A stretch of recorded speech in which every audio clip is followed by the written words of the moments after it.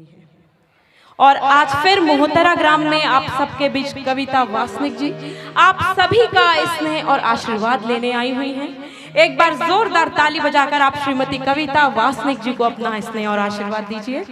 बहुत बहुत धन्यवाद। अब हम आपको अगले क्रम में ले चलते हैं छत्तीसगढ़ की लोक परंपराओं की ओर। बस अब कुछ ही दिनों में दिवाली पर्व का आगमन होने वाला है।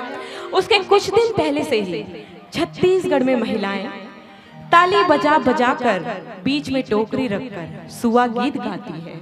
और जैसे ही दिवाली का पर्व आता है छत्तीसगढ़ में महिलाओं द्वारा गौरा गौरी गीत गाए जाते हैं। दिवाली पर्व के दौरान छत्तीसगढ़ में शिव जी और पार्वती जी का विवाह उत्सव मनाया जाता है, जिसमें गौरा गौरी गीत गाए जाते हैं। और मातर आते ही हमको राउत भाइयों का शौर्य देखने को मिलता है। राउत नाचा के माध्यम से हम राउत भाइयों का शौर्य देखते हैं। हम अपने इन तीनों लोक परंपराओं को अगली प्रस्तुति में लेकर आ रहे हैं।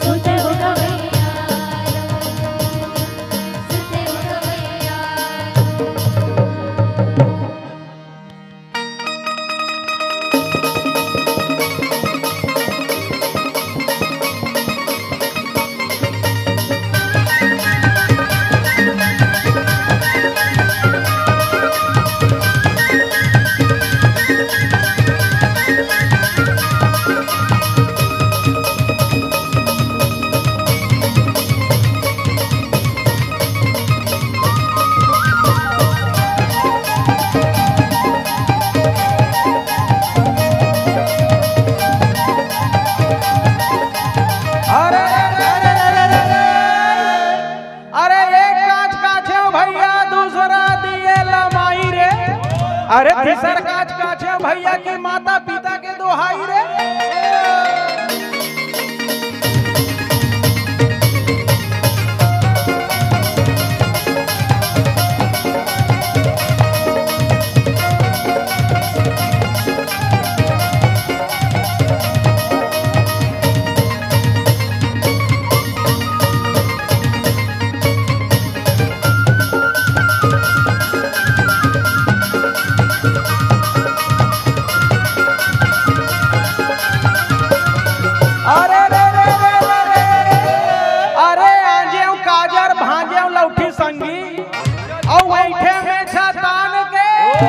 अरे ऐसो भी हूँ तोला वो टूरी मोला खवावे रात के।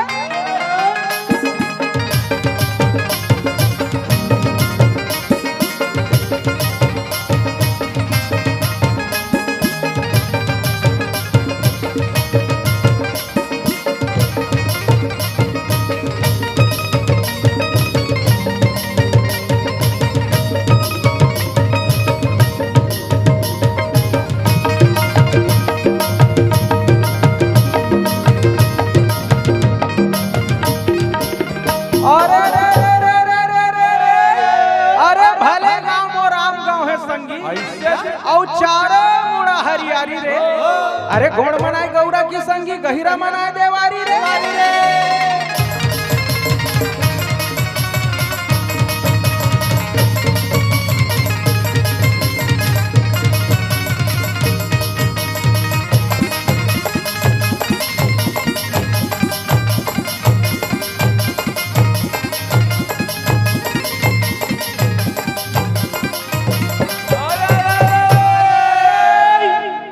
सावन खावाया सवना ही रे संगी मोर मोर भर भादो चना कई धारे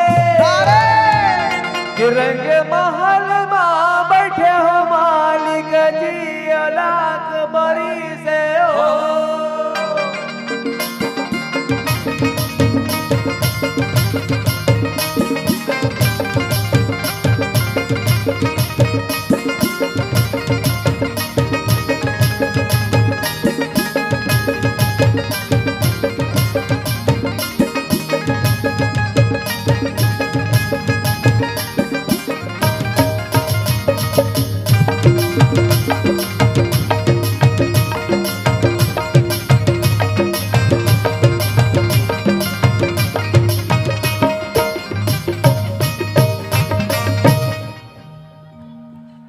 संगवारी हो ये रही समर अनुराग धारा परिवार के प्रस्तुति जेकर संग अभी आप सब जुड़े रहे।